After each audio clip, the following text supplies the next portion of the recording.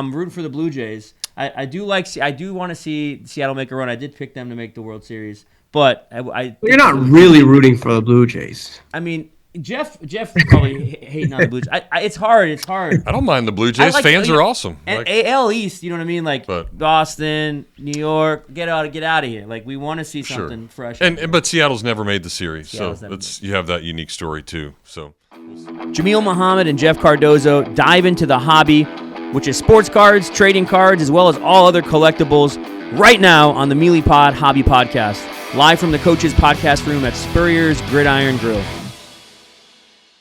well, we have made it half a century with a new episode of the Meelypod Hobby Podcast coming to you from Spurrier's Gridiron Grill. We're here in our Meldon Law Studios in the podcast room, and always a pleasure to see my buddy Jameel Muhammad. I am Jeff Cardozo, and we've got some stuff to talk about, as we always do. And this time of year, you got baby duties, you got travel duties, you got all this other stuff going on.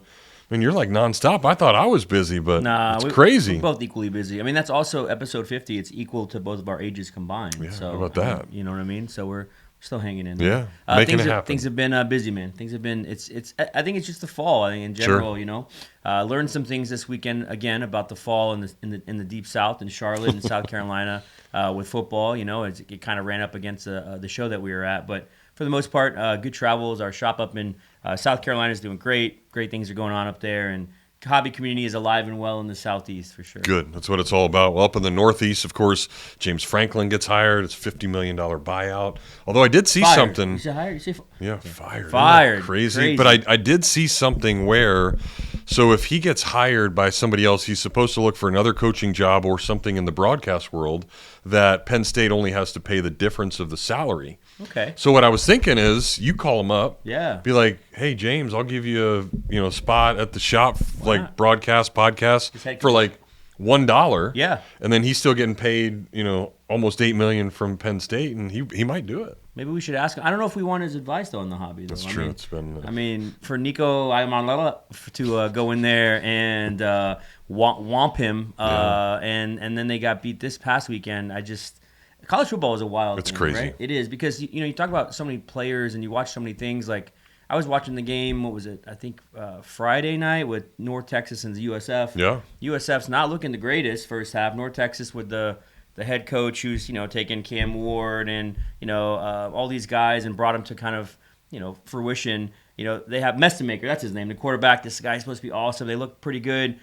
North Texas, they let all their students out for the day. They let them tailgate, get wild. They had their first broadcast. The stadium was packed.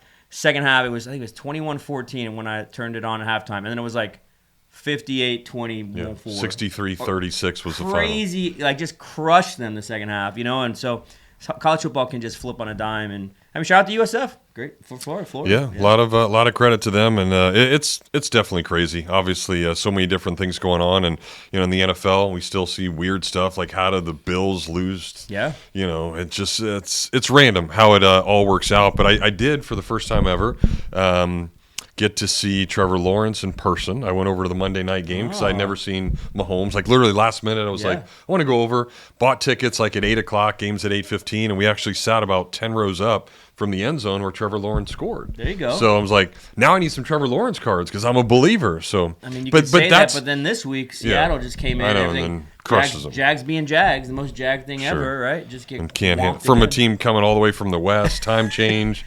You would think it'd be hot, and they think it's Saturday. You're playing on a Sunday. You know what I mean? But it does fascinate me because all the times that we've talked, not only from a fantasy standpoint, but of quarterbacks and the relevancy and all that. And I just want to ask you that real quick before we get started. Like, was Trevor Lawrence, because he was the number one pick? I mean, we see it with Cam Ward and, all these people over the years. Like, was Trevor Lawrence like such a hot commodity, if you remember, when he came out? Because he was supposed to be the savior of that franchise, and then it hasn't happened. Like, so there's those up and downs, I think, of players that we see. It's kind of, I would allude Trevor Lawrence in some way from the collegiate hype to Tim Tebow, right? There's the guys who win national championships. He's looking amazing. He's got the long, flowy hair, all these kinds of things going on. So there was a buy-in. I remember even Topps making a Trevor Lawrence set specifically for him.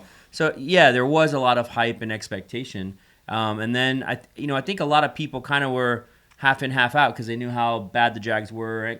You could say the same thing about Cam Ward right now. The Titans, like, what is this guy supposed to do? Come in and take him to the Super Bowl the first year? Sure. No, like, it's going to take time.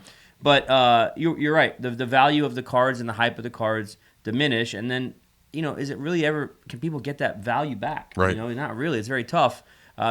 So I mean, there is a kind of a careful being careful. Look at Jaden Daniels, great example right now. Yeah. Playing great. It looks good. Then he gets hurt kind of this year. They get beat last night. Caleb gets his revenge. Yeah. You know what I mean? And now is that tide shifting in the 2024 class? You weren't talking much about Drake May, and you weren't talking much about Caleb Williams. They had hype in the beginning of the season. It was more Jaden. A lot of people were high on other J.J. McCarthy, Penix. Sure. And you're kind of seeing the flip now, right? So let's see what happens. And there's Bo Nix to throw in there as well. I mean, he's got a great defense. So could Jaden become, less productive as the other guys? Yeah, so I guess, interesting to see. maybe the question to everybody listening, like it's almost like sometimes not worth it to get that first year card and when they're all excited and you don't know what they're going to do yet, because there's probably going to be that regression, or it's going to take some time, and then eventually we'll see those cards come down, and then that might be then 2 or 3 years into somebody's career, the time you make that decision then to maybe invest back. Yeah, I mean, for someone who thinks that Cam Scatterbo cards are going to continue to increase, right? He's funny. He's hyped. He has all the intangibles. But 2 years down the road is a running back that's not exactly the fastest running back. Sure. Is he going to be like a major card? No, but his cards are selling for crazy amounts of money right now. There's things you got to look at with that. I think if you can be patient, it's great. The only thing I would say is sometimes you miss some of those 101s or really rare cards in the beginning because you didn't buy them. But there's always going to be another opportunity. Trust me.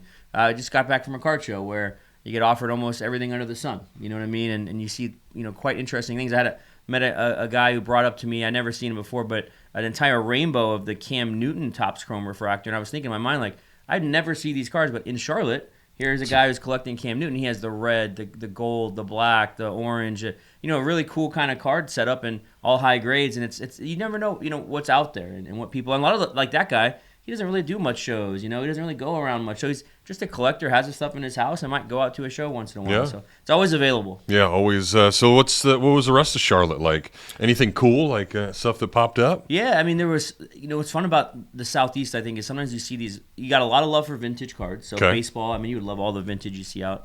You got a lot of love for basketball, and specifically Jordan. Sure. And so Jordan was, people had Jordans. There were some crazy Jordans, walking around. And Jordan autos, for anybody who's paying attention to the market right now, the cards that were $5,000 and $7,000 last year are now $15,000 and $18,000 and $20,000. So his market is just kind of hyper accelerated, and you're starting to see the jump with LeBron and Curry. People are starting to reinvest in more of these GOAT players, and they're starting to put more funds into them preseason. Another interesting thing this weekend, I'll go back to Charlotte in a second, but there was a card show in Macau, and so it was a massive international card show that I had seen some images from, and collections coming out that no one's ever seen from people in China that the world hadn't really been open to them for the past however long, right? Yeah. And so you're starting to see some of these cards that once the 90s and 2000s disappeared, we never saw them again. Rare 101s resurfacing again, and that Macau show, and there's also a show I believe in Hong Kong, and there's a big show coming up in the Philippines. There's these shows that are happening now in Asia that I think are really opening up the worldwide market to some of the stuff that we had forgotten about, and it's a great time because everything is kind of booming in that. So that was a great show. That show looked like it was 2-3 times the size of the Charlotte show, which is great for an international show to have that. But Charlotte was great. People were great. The Cowboys were in town, so the stadium was right next to. So you see Cowboys people everywhere. So whether you're a Cowboys hater or lover, they were everywhere. That was a great game. Sunday, wasn't it? And it's crazy that the Cowboys are so up and down. Like you wouldn't think that they would ever lose. Yeah. So your survivor pool, people that picked the Cowboys and thought that's not the have. Give credit to Dave Canales, old Bucks coordinator there you go. From a few years ago. It must be nice to have Rico Dowdle on your fantasy team, blasting with Meelypops, revenge all day long, just killing Meelypops team this week. Jeff taking me to the woodshed. So for those of you who are watching fantasy, I know it's always a lot of fun, and it's just so cool the community you build with that stuff. Everybody at our staff and all the inner workings of people playing that don't even know what they're doing versus the people who think they're Mel Kiper, so it's just a fun time. But and of course the upsets are the best when those happen. So I think the card world is in a great spot. We got a lot of big shows coming up. We'll be preparing for our South Carolina show in February that we do annually called the Upstate Card Show. We actually held a Pop-A-Shot tournament. Ooh. That's why I didn't invite you to the show, because I don't want you beating all the kids. Would have dominated. Yeah, it was a Pop-A-Shot tournament. They did it every hour. No.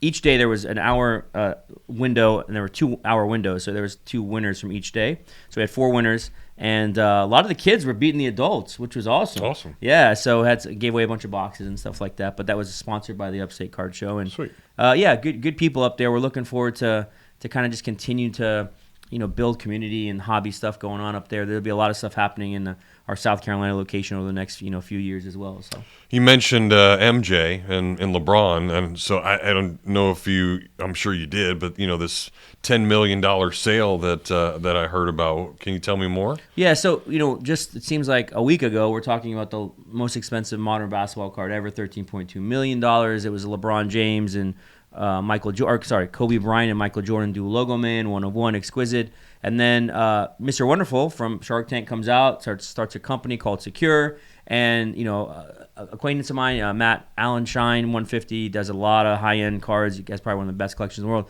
They merge. They're doing stuff together. And now they have this, unique business. Well, they buy another card. They find another one that's been hidden forever. It's the Michael Jordan LeBron James 101 dual logo man. And they pay $10 million for it, and it's owned by them. So some of these, I think what we're starting to see in the very high-end market, the uber high-end market of cards, they're being treated like art. I think that's what's happening now. And it's a modern art that's unique enough because it's got nostalgia from the players.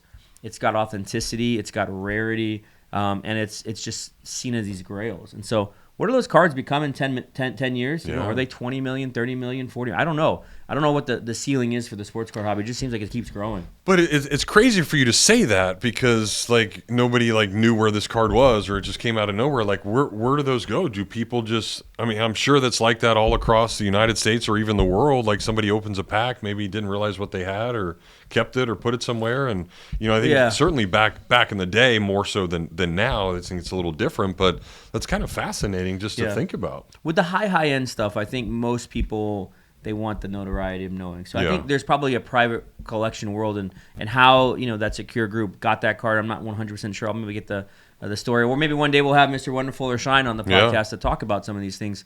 But there is a world where people will hold back, and they know they're holding back because they're creating the satiation, right? They're creating the people salivating over these cards. Yeah. Why can't I get it yet? I'm going to offer you more money and more money and more money. And, we have big players now. So good time to sell high-end cards. If you're in there, it's getting a little crazy. I'll say that, with the comps. I heard another guy who was at the Charlotte Card Show, shout out to, we'll have him on the podcast one day. His name's Nate from Grand Slam Collectibles. He was there, and he was talking about how he's been moving a lot of that higher-end stuff and focusing more on the $1,000 to $5,000 cards, which I think is a great range right now in terms of where people are in the hobby. It's very liquid. You're able to get quite close to the comp value on that stuff. And there's a good example is this. A guy came to us on Friday at the show, had a Jackson Dart downtown. She's the hottest player in the NFL, and paid him very strong for it. And I literally turned to one of our guys and said, "We will sell this tomorrow for $300 more, full price. I bet you." And they're like, no way. You're asking full price. The first sale Saturday morning was at Jackson Dart downtown for that amount of money for full price that we wanted. So I think you can see that in that market and in that window, cards that are definitely going to sell quickly if you act quick enough. But then again, could Jackson Dart sprain his ankle next week? Yeah, sure. It's a week-to-week thing with football. Yeah, it is. So that's why you should listen. Tell your friends about the podcast. You can find it in so many different ways out there on video, and certainly all the ways audio-wise to listen to it, because he is really, really smart with all that stuff, and he's going to give you some good things. All right. Well, our guest today is Brendan Pereira. It's Coach Collectibles, and he does a great job out on social media as well. So we'll have that conversation when we come back on the Meelypod Hobby Podcast. This is Jameel, owner of the Meelypop shop, Gainesville's home for collectibles of all sorts, including every single type of sports cards, whether it be Panini, Topps, Leaf, Upper Deck. We have it. Come on in, get yourself a box, a pack, get yourself some supplies, get into our breaks, get your Pokemon, get your Yu-Gi-Oh! All the other different kinds of TCG products that we carry and shop are always fully in stock. You can find our stuff on our website as well, Meelypops.com. That's another way you can interact with the store, or you can just come into the shop. We're located off 39th Avenue by I-75 behind Walgreens and Sonny's. Stop on by. We're open every Wednesday, Thursday, Friday, Saturday, and Sunday. And you can check us out on our social media platforms, Instagram, TikTok, whatnot, Facebook, Twitter, and YouTube. We'd love to see you. Come on out to the shop, have some fun, be a part of the card community here in Gainesville, and always go Gators. Albert, Alberta, I understand you were witnesses to a crash. Can you tell us about the accident?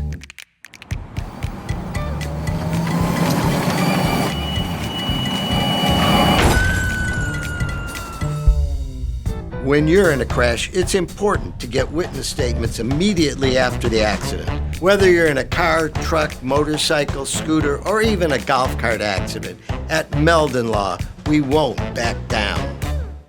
All right, we welcome you back to the Meelypod Hobby Podcast. Jeff and Jameel still here in our Meldon Law studios at Spurrier's Gridiron Grill, having a great old time. So we're way down south. We're going to head way up north to a guy that I'm sure is happy with what's going on right now because his Jays are still competing, although Seattle has gone and done some things. But we've got Brendan Pereira joining us. He does a great job on social media and all the content that he's putting out there. So it's awesome to have him on. Coach Collectibles, his name, and let's bring him on here virtually, Zach, and we'll make it happen. There he is. Look at that. Yeah. Even the Blue Jays hat on. I mean, with the Blue Jays hat. Look at that. What's up, man? How's it going? I appreciate you guys having me on the podcast, and even though you took just a little bit of a jab at my Jays, hopefully they show up in the next 3 and we come back home and. I mean, maybe we don't even make it back home. Actually, that's not even physically possible, is it? Yeah. But I guess that's what's weird, even because we had Mike Zannino on a couple of weeks ago, and he starts talking about Seattle. He was a catcher there, and then it's the big dumper, and he's like the big name. And I'm sure as like what you do is like, gosh, having the big dumper on there, but now you're pissed because he goes in there and kicks your ass. So it's got to be weird at times. Yeah, definitely.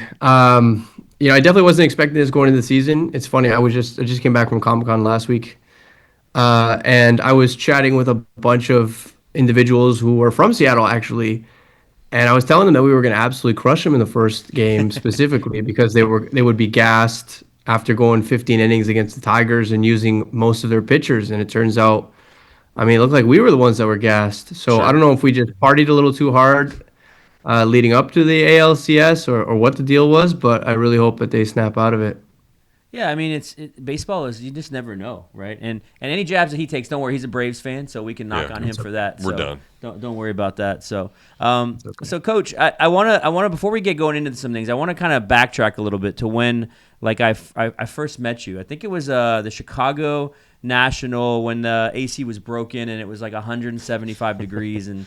The toilets were overflowing. It was like a war zone, and I think it was a couple of years ago. And you came up to the booth and kind of got talking about the hockey card I had. I think it was a Connor McDavid or something. And you had this anaconda of a mustache going on. And so I see now you kind of got the what do you call it, the Fu Manchu? What is it? So I want to know what inspired the change because that thing was rocking, man. It had like different zip codes going on, and it was wild. Yeah, it was definitely what I was known for a little bit. And, for a period, I mean, it served its purpose. I definitely, I mean, it was kind of like my signature for a while. And I remember being kind of apprehensive to shave it because I was like, oh man, are people even going to recognize me? Or are they going to still watch my stuff? Obviously these self-conscious thoughts start to creep into your head. But at the end of the day, it was just a giant pain in the ass. Maintenance was a lot on something like that. There were days where I'd wake up and it would be it flat because for whatever reason I rolled over and there was just almost no fixing it. It's almost like, oh, well, today's just going to be a bad hair day, but on your face, it just wasn't, there was nothing. There's nothing I could do. And, after a while, it became very cumbersome. Honest to God, it was a lot to maintain and I just wanted it gone. My upper lip was super itchy. It was dry. There's a lot of maintenance that goes into it. and I just didn't want to do it anymore, quite frankly. I mean, your background in personal training, you're getting the body ready for other people and yourself, and who knew that you'd have more maintenance on, the upper lip, having to work that thing out Exactly every day. it. So that's pretty amazing, man. But I think people still recognize your videos. I was tell you just mentioned Comic-Con, and you've been killing it on all the different platforms. I think there was a TikTok video I saw that had just been posted, and the guy's got 150,000 views on a video. And nice. I know you do all different types of things. You're posting on all the different platforms. So, yeah, man, it's amazing to see what's gone on, and whether it be the title of, content creator or hobby influencer. We have you on for one reason today, which is, I really enjoy the authenticity of what you do. So shout out to that, man. That goes a long way in the hobby, and appreciate you coming on, being true to that for yourself, and for the hobby. I mean, I appreciate the kind words, man. I didn't know I was going to come on here and get one of these one of these deals. We could keep talking. Yeah. And love the old school hat too. I know I've seen some of that stuff where you dabble in the old school stuff too. Like what's the appeal of that? Because I think when that was probably the '93 Joe Carter there, and you see those and they're giving them out, and you're like, man, those are god awful and they're ugly, and like nobody would ever wear that. And then they're on the shelf for 20 years, and then now they're the coolest things in the world.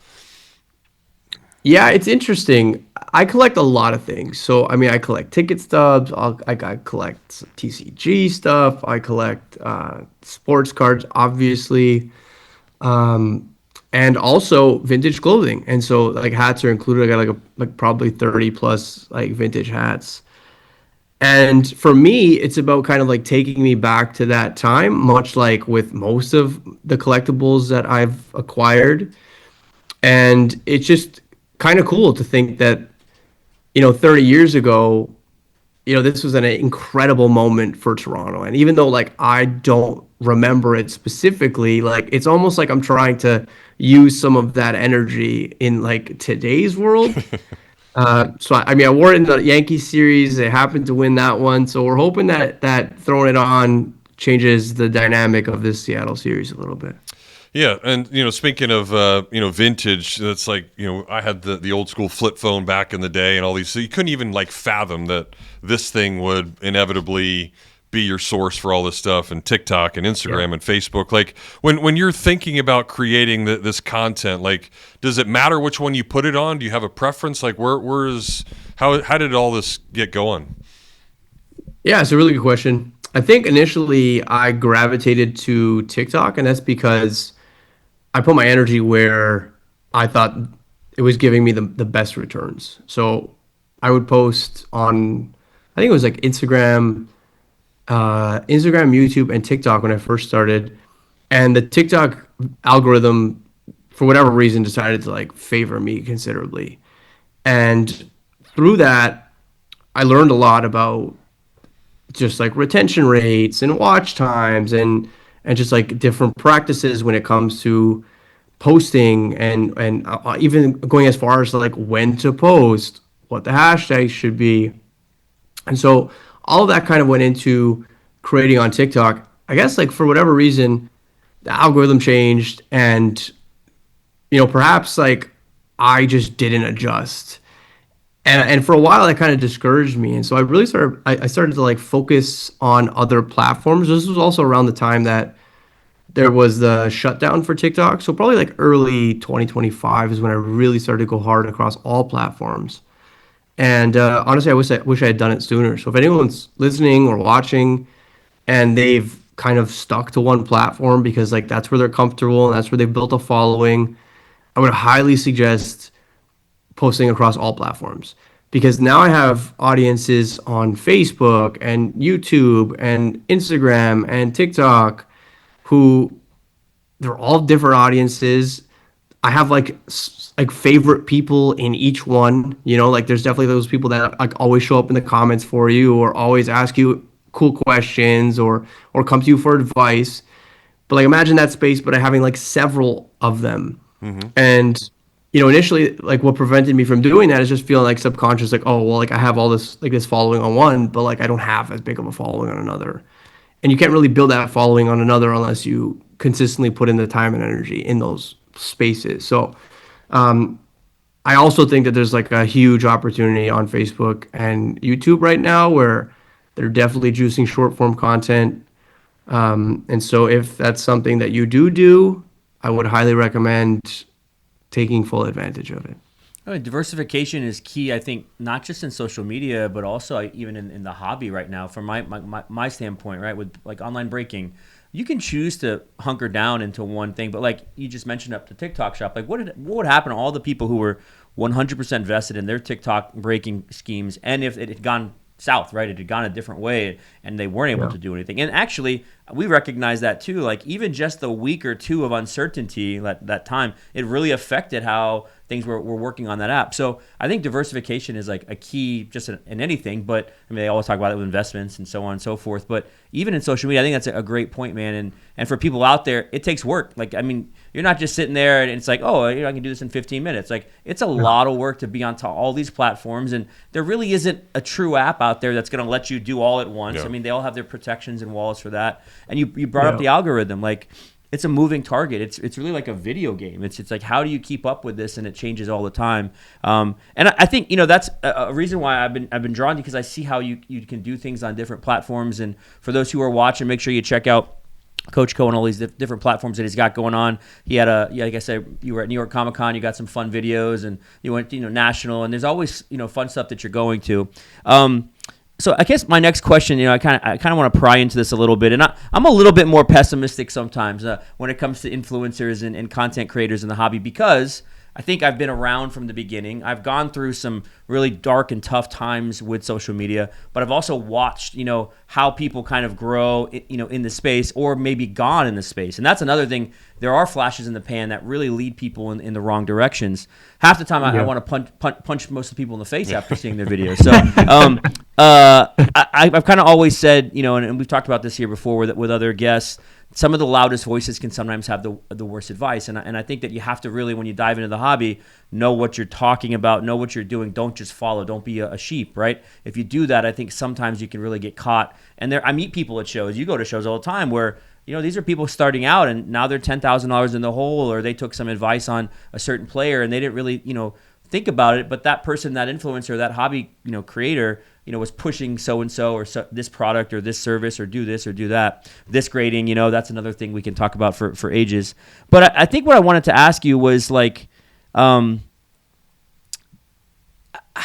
do you see sometimes maybe this social media game negatively impacting the hobby? Because we could talk about the positives all day, and you're part of that, the positives. But how do you see that negatively impacting? And I would venture to say, how do you see it negatively impacting a younger generation?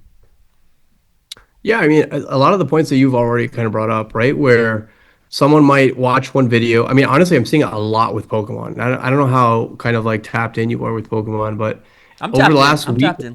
cool. I love that. So over the last week or so, I mean, we've seen like crazy pumps for like Solosis, which was like a $10 card that has now become a $60 card. I saw a few days ago, it's a PSA 10. PSA 10 is like $620. Yeah, it's crazy. I mean, realistically, there's no reason why this card should be 6x what it was a week ago, and the PSA 10 is 20x what the raw price was a few days ago. And so, anyone buying at the top is probably going to get slaughtered on this. So, it's really fun when you own one at $10 or own one at $15, but it's not so great when you're owning it at $40 or $50 because you think this thing is going to 100 or 200 or whatever the case may be.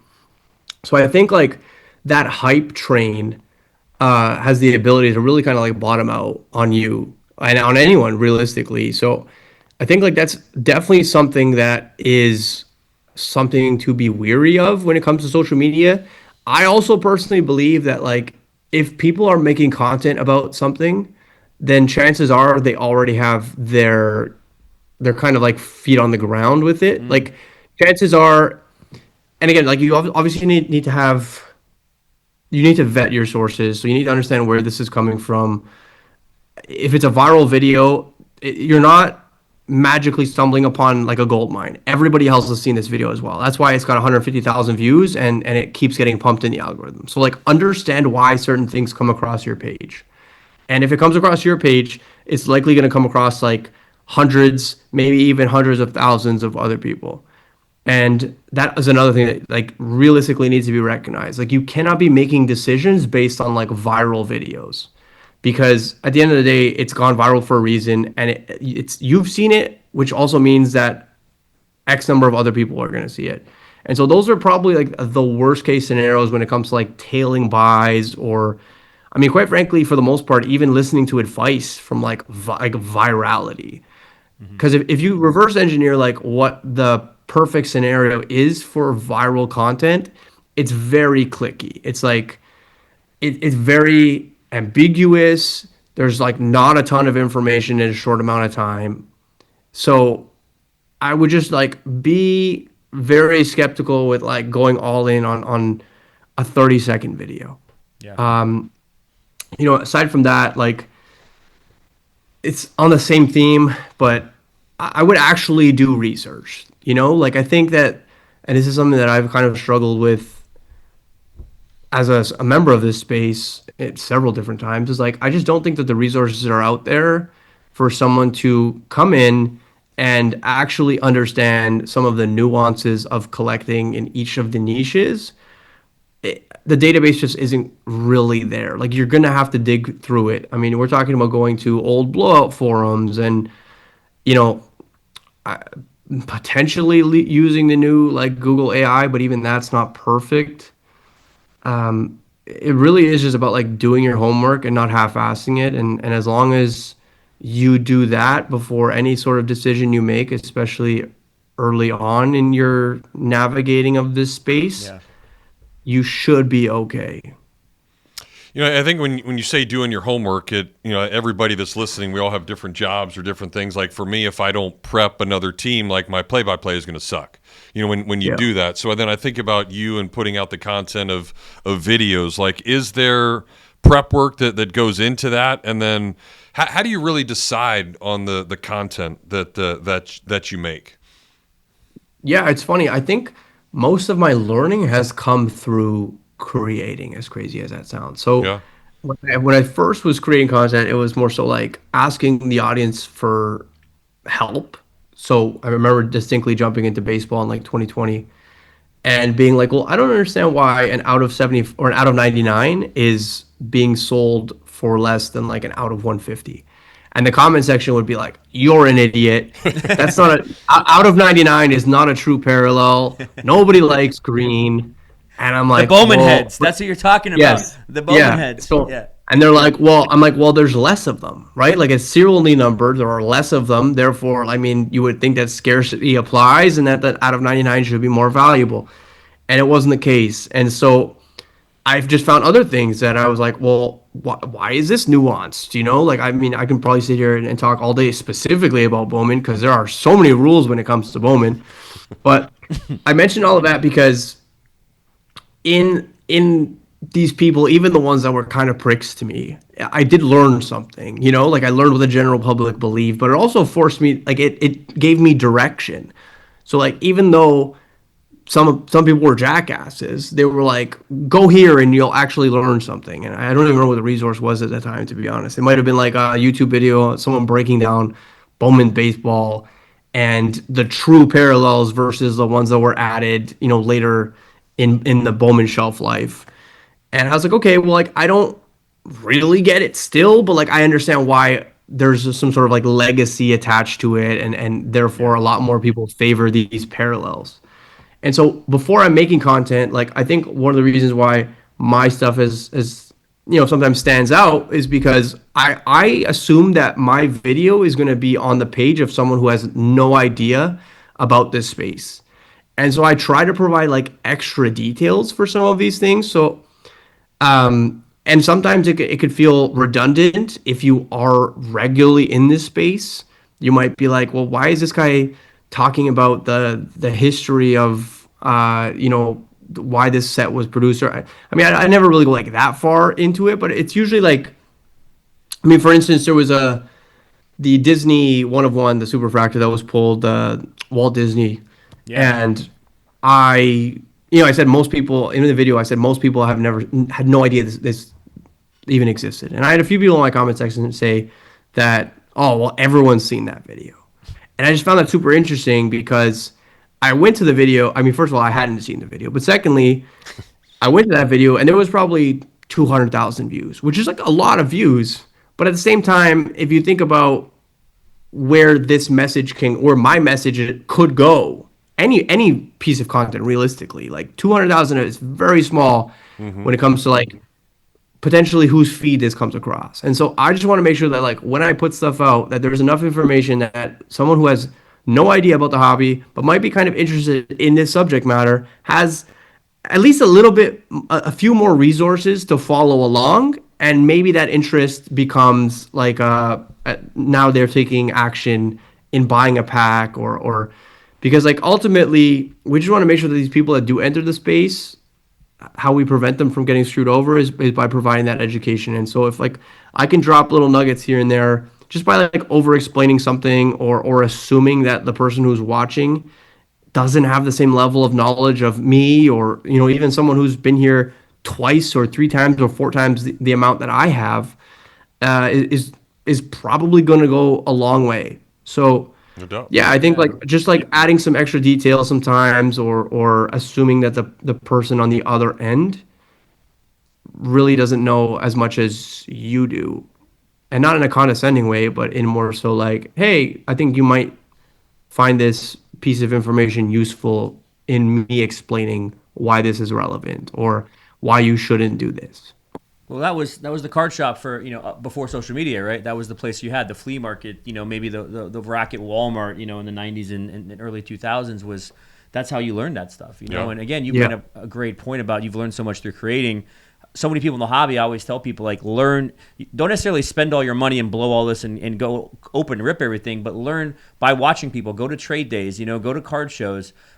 It blows my mind, Coach, every single time I'm at a show and someone still asks me, like, what's card ladder? What's alt? What are these things? And it's like, and they're showing me eBay comps with a strike through or something, like the basic things. And you're like, guys, like, you're spending thousands of dollars and you don't want to like take the next 15 minutes of research to just look into some of these apps and understanding market manipulation and understanding just what's out there. A good example too, I'm seeing now, and you brought up Pokemon. I'm so glad you brought that up. But like, TCG Player has been the Bible for everybody for so long, and yet even in that data set now we're starting to see kind of some wonky things happening here and there. You're seeing some manipulation with certain cards, like you mentioned earlier, spiking, and you have to kind of like zoom out a little bit sometimes and be like, what's going on here? Why is this happening? Is it a pump? Is it a hype thing? And I think for younger people who may be listening to this or hear this, like, you got to kind of use some common sense when it comes to cards. When a PSA 10 may be selling for only 10% higher than, let's say, the high buy or whatever's available at TCG, like, that doesn't really make a lot of sense, right? So especially on some of these older, rarer cards. We saw that with the Umbreon out of Evolving Skies, not the Moonbreon, but the other one just recently. The first time I'd ever had seen on TCG Player, where the more data said inconclusive, and it wouldn't actually give you information. So these are things that I think as we grow, everyone's going to want to make their quick buck. Everybody's going to want to make their quick flip. You got to be mindful on the buying side. So yeah, that's great advice, I think, in thinking through how you take in these videos and consider research and cards. I mean, Jeff and I talk about it all the time. Like, there's always something to be learning, And even with the Bowman side of it, I've always stuck to that with the Bowman heads and the color iterations that make sense and the ones that don't. Everyone hates green and purple. But then recently, I've been seeing some of the green and purples now starting to sell, or maybe the shimmers and things selling for a little bit more than I thought they would. Well, because now the shimmers are now now they're the last ones in, so now no one wants now no one wants a shimmer. Right. It's like, okay, yeah, it's just so interesting, like some of the nuances in the space. Really, it's and again, like assuming that a random person would know this is crazy. So if we want to invite new people into the hobby, we kind of have to provide these resources, or at least be willing to have this dialogue without being like, oh, well, you don't know, like, and therefore you're just screwed. You know what I mean? Like, but it's true. Like a novice, and gosh, I'm one of those. Even like you would think that of one of 99 should be way more expensive than a one of 150. Right. Like it's obvious. Like there shouldn't be any ifs, ands, or buts about it. That's why you number them. Yeah, right. And they're more scarce. So right. But then it's not. It is. It's crazy. And it's crazy. And Not true. we're going to see some interesting things too with, I think, when Topps comes out with basketball, what kind of rules follow, what kind of rules don't follow, because they're going to introduce the Bowman brands and different types of things into basketball when we get there. Yeah. And I know they're trying to maybe make unification of refractors. You're starting to see that, right? That's a big thing they announced at the conference of all refractors across all domains will be the same in the numbering, which will be good. But yeah, man, I'm sure over your time and your travels, you've seen some crazy collections. So that would be my next question for you. Is I'd love to know, like, maybe one thing that sticks out to you, one collection or something, or a card or something that you saw you were just blown away by. And then secondarily, you do so many wild interviews. Like, I wonder if, like, there's an interview that really sticks out to you, or they just kind of all blur. But I've seen so many of your interviews with not just like celebrities. I saw you had, you talked to Gary just recently about how the Jets suck, and Jackson Dart and Scatabo, and he was crushing his heart. We were talking to Gary not too long ago about the Jets and things like that. But has there been an interview that you've had, whether it be famous or infamous, or maybe not famous, with somebody that really sticks out? I'll start with the first question. In terms of the collectible that I thought, like, I was like, what is this? I got a few pretty cool acquisition stories. I'll say this one. I was I was at a show in Florida. It was like Palm Beach, if I'm not mistaken. Yeah. And it was about a year and a half ago, maybe 2 years ago. And I found this gentleman who had just Type 1 photos there. And oh, wow. I was pretty intrigued because I was like, well, this isn't like what you traditionally would find at a card show. And he had some really cool ones. He had like Type 1s of Martin Luther King and like Pele. Wow. And so, like, not the most iconic moments, but like you could tell that it was around the same era. And so I was like, this is pretty unreal. And so I went up to him and I just started chatting with him. And I was like, well, like, number one, like, how do you source this stuff? And number two, like, what other cool stuff do you have? Because, like, I'm probably going to be spending a decent amount of money with you by the time this show is over. And luckily it was a 2-day show because he pulled out his phone and he showed me pictures. We ended up talking about like how I'm Portuguese and how, I've been quietly acquiring like ticket stubs of like some of my favorite like Portuguese moments.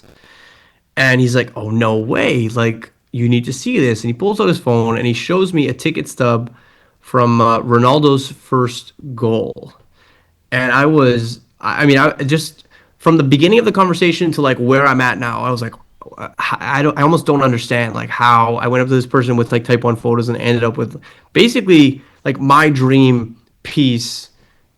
For quite some time, because I'm a diehard Ronaldo fan. I like I said, I'm Portuguese. I remember seeing this guy score his first goal for Sporting, and at the time I hated him because I'm a Porto fan. And then like even my own kind of like progression through like having no choice but to love Ronaldo because of like what he represented for Portugal and all this other stuff. So it was kind of like symbolic for me, where I was like, man, this is like a full circle moment where like I need to own this thing. And so anyway, I ended up acquiring this, but through the acquisition as well, he's like, the next day is when he brought it, he brought a bunch of other ticket stubs that like happened to be Portuguese. And for some strange reason, like the lot was entirely Porto. And he's like, I don't know, Wow. the only Portuguese ticket stubs I have are from Porto. And I was like, well, I guess I just have to buy them all because this is like my favorite team. Like I feel like this is a match made in heaven here. Yeah. And it's just one of those things where, if you were to ask me going into the show, like if that's what I was looking for, it probably wouldn't be that, Yeah. But always consciously like looking around and so I think if there's anything that you can take from it is that, number one, don't be afraid to talk to dealers and like truly talk to dealers, not just like what's your best on this card. I'm saying like get to know them. Have them get to know what you enjoy, and who knows, they might bring something for you tomorrow that you have to leave with. And secondly, just I guess it's the same goddamn point. Same point.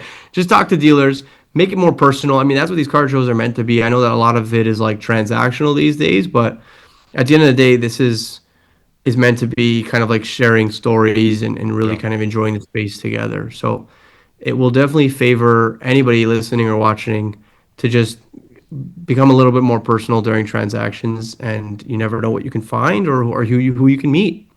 And now I met you, and I'm Portuguese as well, so at that. that's pretty There you cool. go. Right there. That's wild. Yeah. So speaking of like I sometimes am flipping through stuff and I'll see like dudes at shows and they're making these transactions or they're filming and there's these big crowds and people watching and doing all that stuff. Like, is that uncomfortable sometimes, or are you used to it by now? And then I guess like, do you think that people are more prone to come find you because you might throw their video on TV if you make a deal or something, or some kind of social media content, or do they try to like play hard to get? Maybe the other way. Like, what are those transactions like at card shows?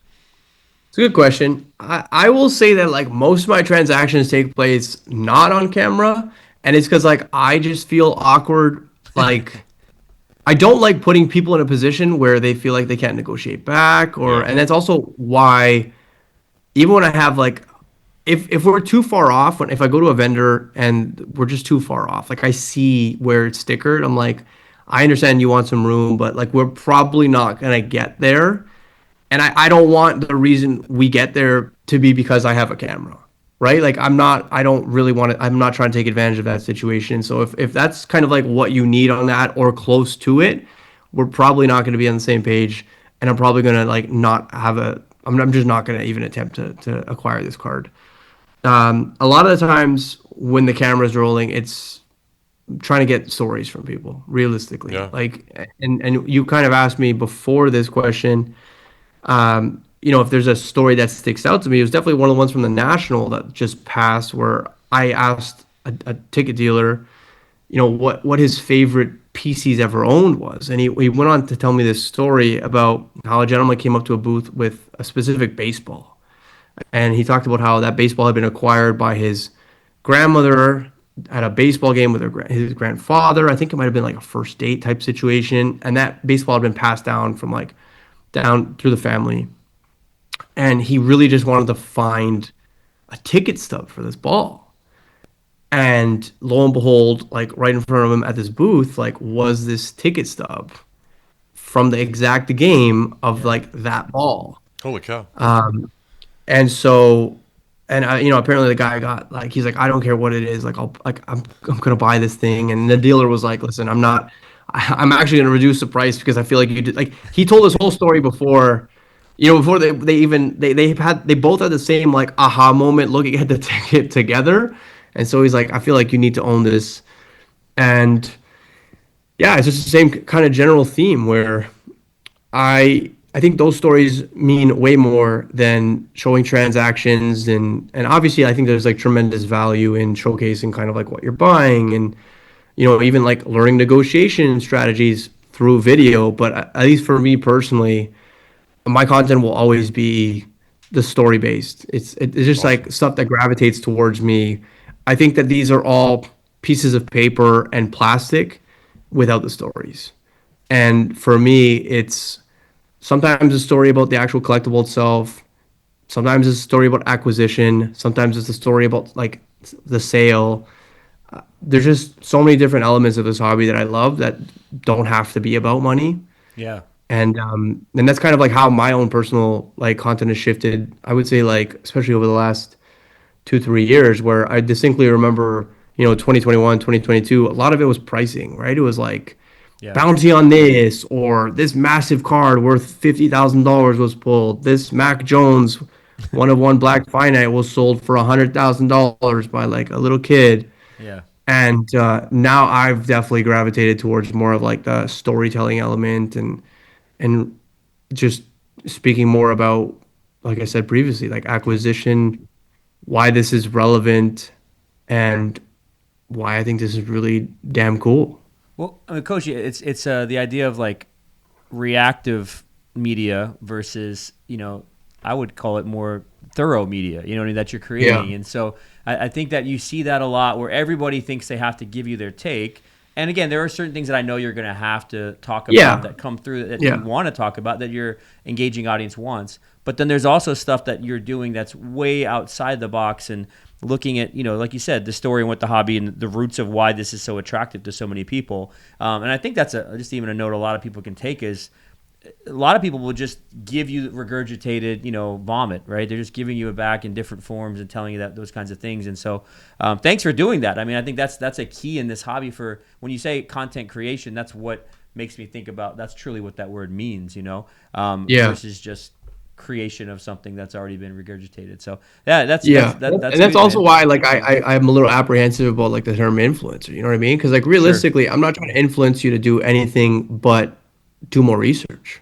Like, I can't tell you how many times people are like, should I grade with PSA or SGC or Beckett or CGC? And I'm like, well, I mean, first and foremost, like you need to figure out what the purpose of like you grading this item is, and like have you inspected it? Like there's just so many different scenarios. Like I'm not going to just tell you PSA because I don't know. There's just so much information I don't have. So for me to just like say, oh, well, PSA is the best. Well, I mean, it depends on the item. It depends on definitely. Like for the most part, PSA has the highest resale value. But I mean, if you end up with a PSA 8, in most cases, what's the point in grading it in the first place? There's no resale value. And then they're going to be busting out, I think I saw one of your videos, a bottle opener, right? And then they're going to be cracking off the case. And that's crazy, though. I mean, I fumbled the bag because I used like the wine, like the corkscrew / bottle opener. Apparently the trick is like just a straight up bottle opener. But so I'll try it again and see if it works. Man, but it's the things that we find in the hobby, and how we decide to operate is quite amazing.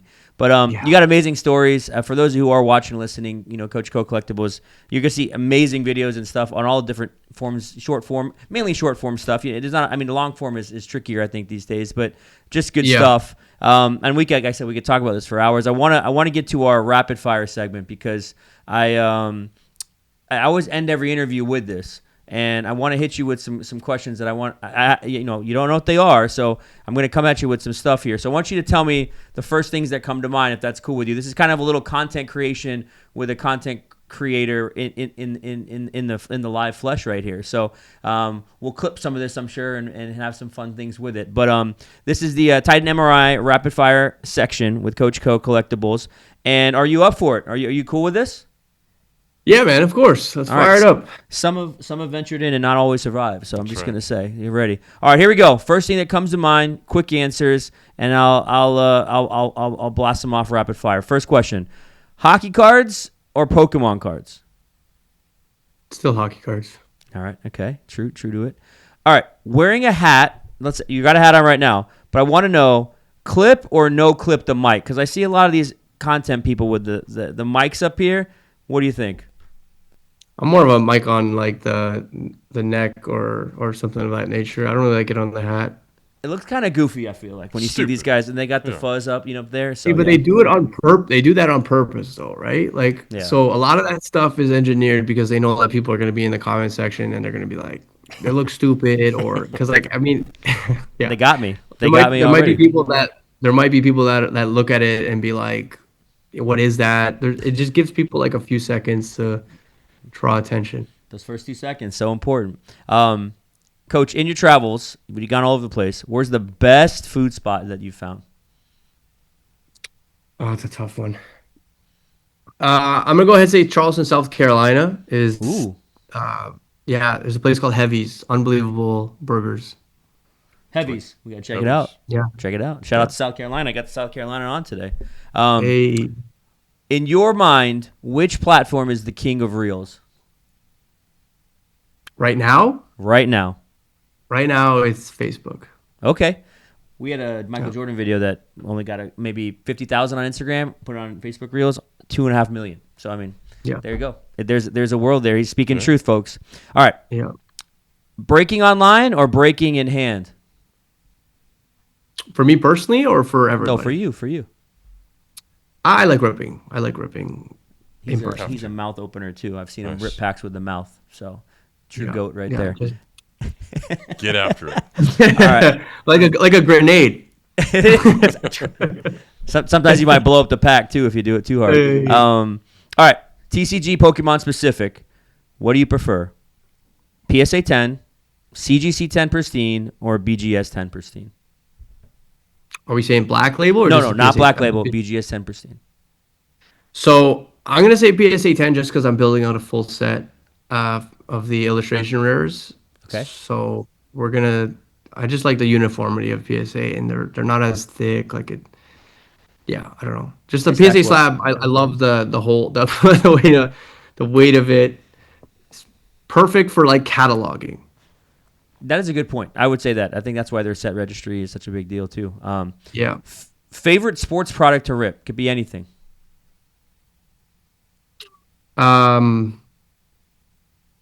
2008 Champions of Europe. It's a soccer sticker set. I've opened those boxes probably 3 or 4 times, and I always hit cool things. Like I mean, Ooh. just the legends, the nostalgia of it is bonkers. Ronaldo in that set, right? Yes, Ronaldo in that set. There's Didier Drogba. There's Rooney. There's also like a short print that a lot of people don't know about. Is that like instead of the country flag, they actually have the symbol of their club. Oh, So it's like there's like a SP that hardly anybody knows about. dropping knowledge on flags. I like that. Yeah. All right, green screen or a card show vlog? What do you prefer? That's a good question. I like being out there. I like Okay. the cardinal vlog, but in terms of like sustainability, it's green screen.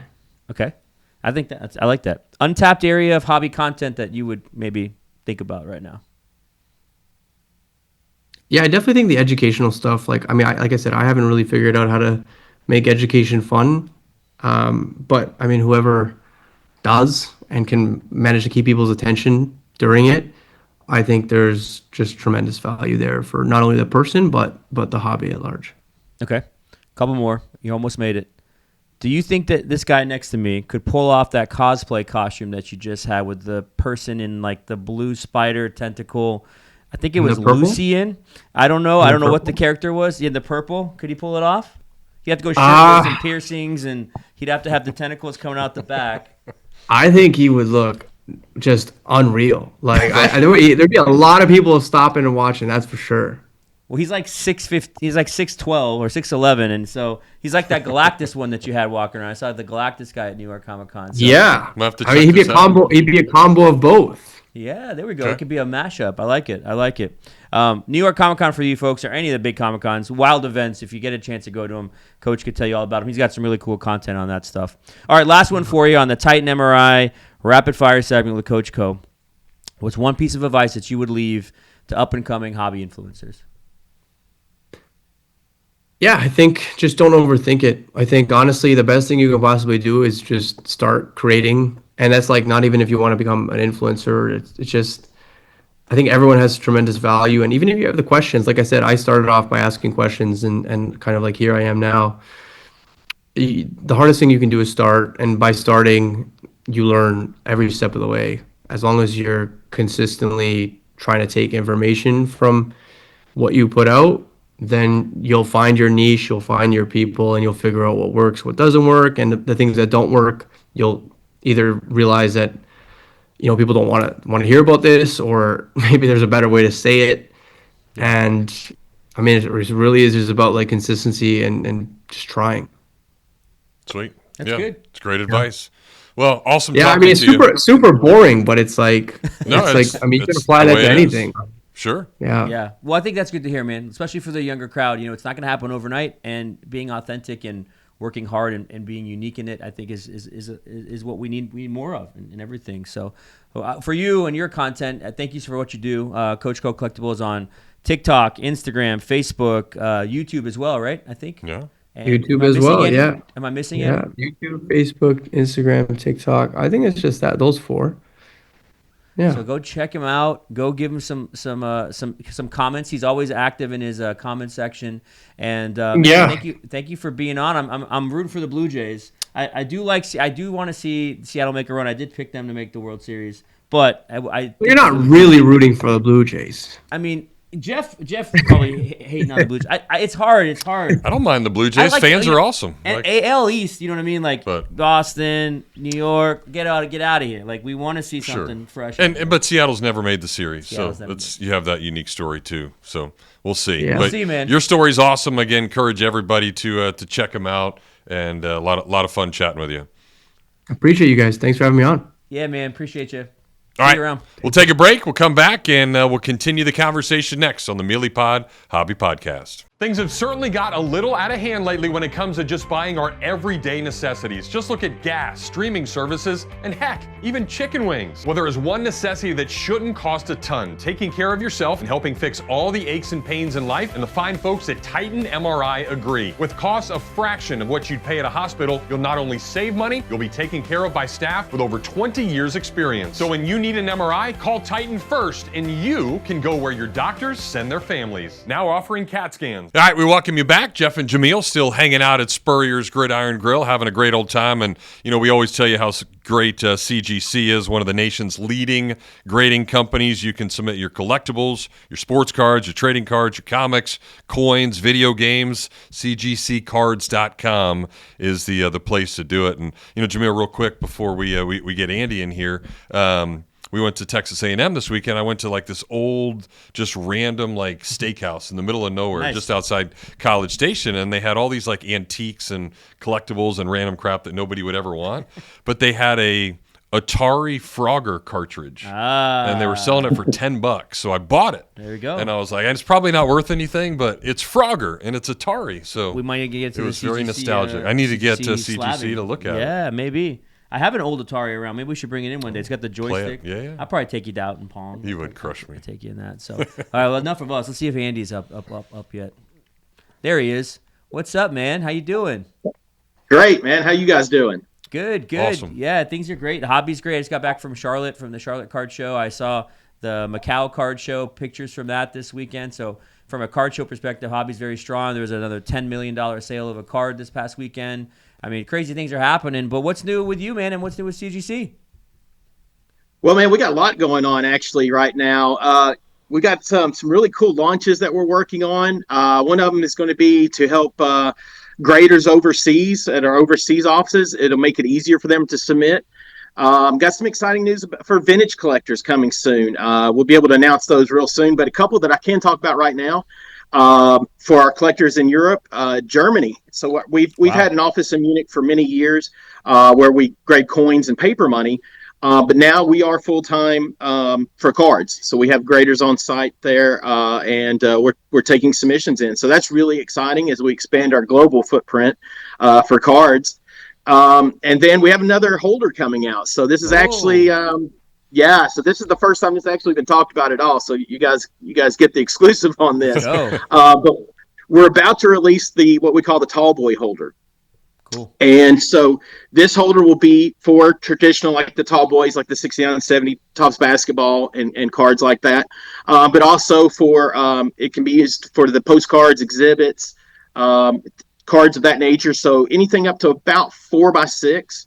It's a really slick holder, as most of your viewers know and have seen our holders. It's exactly the same, just a little bit larger footprint. So we're really excited about that one. I'm very excited about it. It's going to really open up more options for our customers, and we look like it'll be launched this year. I'm hoping here another month, but an actual solid date will be announced very soon. That's a great announcement, because I just think about, I went to the card show and I see raw tall boys and I see raw bigger cards, and it's always so hard to store them in the infrastructure we created on how we store cards, right? It's top loads, it's mags, it's graded cards that are usually a specific height. So I think that's going to go over really well. I think that'll be super convenient for a lot of vintage dealers as well, to help having some of that stuff. And that stuff does get damaged pretty easily when you cart that raw stuff around, especially if you're trying to keep it, And then you've seen this before, but people who will put the tall boys in a regular top loader because they're too, maybe cheap to buy a full top loader, and you got the part exposed on top, which is, unfortunate, but yeah. Yeah, and also the JSA component as well.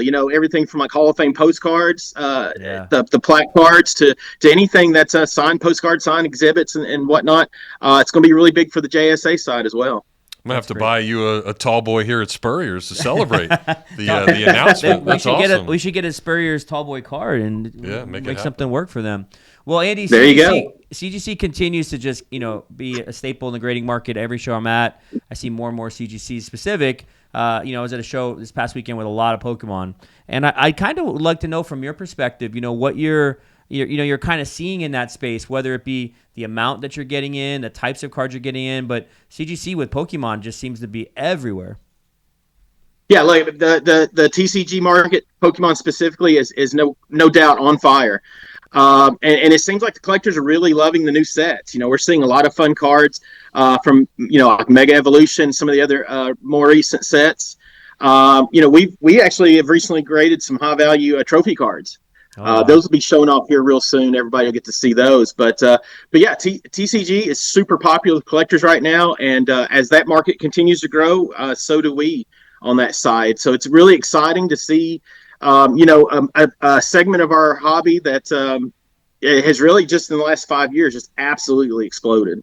I think people forget sometimes, Jeff, too, like you see the amount of young people that are getting involved. You see the amount of, and this is just an observation, I'm not a sexist comment, but the amount of women getting involved in cards. This has always been so, dominated by male, but so many, I had with customers in our shop that girls that are coming in, and they're saying, I'm vending now, and like, this is awesome to see. We're getting just this entire comprehensive, data set now of that vendors. It's everybody. And so I love it, man. And I know it's been a minute since we last talked. You probably see amazing things every day, but I want to hear kind of maybe some things that maybe have crossed your desk that you've got your hands on since we've talked last. Well, I mentioned the 77 Wonder Bread Star Wars set a little bit earlier, but I think that's one of the biggest ones here, at least this week. It's Wow. It's a complete set of the proof set of the original Wonder Bread Star Wars set, and it's from the gentleman who actually was in charge of putting that set together, the licensing and whatnot. And so this is the true first example of a licensed Star Wars set. And so we had the honor of authenticating and grading the set, and those will be in a big auction coming up real soon. But it's really cool to see, the working process and speaking with the gentleman on how the set came together and how the images were selected. And funny enough, that the gentleman that put them together, this was in 77. He had not even seen the movie yet when the set was put together. Oh, wow. So, wow. Yeah, so really cool. Wow. But the Wonder Bread set, it's it's the official first licensed Star Wars set of any of the card sets. And so to see the original proof set is something that's really cool. I think that was a really cool thing to see on the desk. Heck yeah. Yeah, just that kind of stuff. I mean, we don't, it's like you see it in books and magazines or whatever. You hear stories about it, but then there you go, and his work, there it is, slides across. Time to grade. Pretty awesome, man. Well, it's awesome checking in with you. We want to do this. I know this is our first kind of CGC, segment that we're talking about what's going on new, but we want to tap in and kind of talk grading because it's been such a vital component of really everything that we're doing now in cards and again, how great CGC is. We just talked about video games and I see we had an influencer on earlier. His name is Coach Collectibles, but I know he's had videos where we had CGC graded video games and CGC comic books that we're talking about. So it just seems like you guys continue to grow. You must be busy out of your mind with the amount of stuff that you have to do. But man, it's always good talking to you. Who's going to win the World Series? I've got some bets going, so no comment. Okay. I don't want to jinx it. Yeah, you can't it. jinx it. I love it. I love Awesome. it. Thanks, Andy. Well, cool. Good seeing But you, man. I'm excited, Appreciate though. you. I'm excited for the World Series this year. It's going to be good. Yeah, It's going to be good for sure. All right, keep doing good, awesome things at CGC. Thanks, guys. All right, man. See you. All right, great talking with Andy always, and so many. That would be like one of the most fascinating jobs ever, just to Absolutely. sit there and see what comes across. And like we were talking about earlier, just like somebody held something, and in this case, it's been 48 years, and then all of a sudden this thing's coming, and Wonder you get to Bread see set, it. and he has the proof set, and like, I mean, people talk about getting out of work, or getting out of bed for their job in the Yeah. morning. Like, if you're a true hobby person and you actually are in those roles grading, Yeah. these grading companies, like, it just must be so fun. Yeah, always fun ripping packs too. So Yeah. each and every time here at the end of the Meelypod Hobby Podcast, we talk about the new wax and the cool things that are coming out. So what we got this week? Well, unlike Andy, with you don't have to buy any Wonder Bread to get the stuff this week, but you could get a new Disney release, which is coming out, which I'm actually really intrigued to see because it's not a high-end brand like Disney Chrome. Disney Chrome's still sitting at $500, $550 a box. Wow. We actually sold a ton of it in Charlotte. Is that there's a product called Disney Wonder, and it's a paper-based product, not Chrome. It's going to be a little bit of I guess call it more of a flagship product, but I love that. That's a fact for entry level people getting into cards. So you're looking at hobby boxes, I think at the $200 mark. I want to say mega boxes at the $60, $70 mark, and then blasters at like the $30, $35 mark. Which to me, when you hear that, like that's a great entry level point. You get into it, and what I have seen is with the last Disney Chromes and SpongeBob, the kind of non-sports that Topps has put out, it's not really matriculating into Targets and Walmarts. And it's been cool because SpongeBob Chrome has actually gone up quite a bit in just the last 2 weeks. So I'm wondering what will happen with this. It'll be a cheaper brand, and I think when stuff is cheaper, it sells quicker, higher volume. So the price on this may be worthwhile if you want to prospect into some Disney wax. But Disney Wonder, the very first year ever of this brand is what they're calling it. That's coming out this week. We also have, shout out to Coach Co. Earlier, he's a big hockey nut. 25-26 Upper Deck Series 1 hockey. So everyone with the chases for the new Young Guns, the new hockey season, just getting going. And I think a lot of people are really excited to, hop into hockey. As, hockey in our state, we still run the state for the Stanley Cup. No doubt. Or we still run the state runs it for the Stanley Cup, with the Panthers and the Lightning in the past few years. But in Florida, it's definitely a regional sale. And I think everyone domestically, you see it more regional in the cities that have the teams. And then, of course, you have the All of Canada. Everybody in Canada buying, right? So, and Coach Co knows all about that. And then that's pretty much it. There's some other little small releases, Donruss football tins and things like that coming out this week. But I think what's happening is we saw the end of the Panini licensing for the NBA. So they pushed the big high-end product, just bang, bang, bang, bang, bang, flawless, immaculate eminence, right? And Prism Black, which is another amazing product. And now we're kind of getting the transition into, which is next week, or I think maybe it's coming up. It's Topps Series 1 NBA basketball, which is their flagship. It'll be kind of this kickoff of licensed Topps products. I know they're really pushing a lot of different, things for that. And, the release day is on a Thursday. But that is coming down the pipeline. And then also we have Bowman University Chrome Football, which is always a massive release here in our neck of the woods, and really all in the Southeast, because people just love their college football. So that'll be interesting to see how that does. And then next week we have the longly anticipated Donruss WNBA, because Donruss WNBA will have the downtowns that you can pull out, and this will be the first release of Donruss WNBA with that kind of allure to it. And of course, Paige Becker's rated rookie cards. Caitlin Clark's always going to be in there. Asia Wilson, all the fun stuff. Angel Reese that everybody's been collecting, the rookies. So that's coming down the pipeline. And then we're going to get into some really heavy football releases as we approach November, December. Baseball will be coming out with some unique stuff. And then we'll see basketball, 25-26. It's here. Yeah, I think the next time we talk to everybody, the NBA will have started. And there'll be no LeBron starting off a season for the first time ever. So that'll be interesting. But, even you talking about the NBA and just how much that's grown and those cards. I read a story because the Aces just won their third championship in 4 years, and it's the owner of the Raiders who bought that team. He bought it for $2 million. Oh, wow. And now the value of that franchise is like $300 million. I mean, that's amazing, right? So, obviously, then the cards and everything else that are involved are pretty crazy. I would think the valuation is going to grow. Mm-hmm. You know what I mean? I think it's going to continue to grow. I think you start to see a lot more people really interested in another form of basketball, and we got some incredible players coming up, rookie class. You got people like Asia Wilson, and there's a lot of there's a crossover, I think, with culture in the WNBA and NBA that people miss sometimes. And so whether it be music, whether it be sneakers, whether it be fashion, right? Like all these kinds of things we see the crossovers with, and excited to see where the hobby continues to grow, man. Whether it be SpongeBob or WNBA, we got you covered. It's all happening. And, of course, you can tell your friends about it. Make sure you listen on really every different platform, all over YouTube and different things. So, and, of course, you can follow on just like the stuff you can follow with Coach Co. We got TikTok and Twitter and Instagram and Facebook and all those goodies for the Meelypod Hobby Podcast. Episode 50, man. We did it. We did it. We did it. To 50. Halfway to 100. And we want you to listen to us, but I'm going to encourage Jameel to listen to Sirius XM Radio, channel 87. That is the fantasy football channel, because I kicked his ass again. So you need to listen on the content that they give you to try to get some better players. I'll tune in. I'm going to try and work some trades so I can meet you in the playoffs and make you silence up a little bit. Make it happen. All right, so that'll do it for episode 50. 51 is next. That'll be the Brady Singer episode. Call Don't get many 51s. Maybe we'll have to get him on to make it happen. All right, for Jameel, I am Jeff. We'll talk to you next time.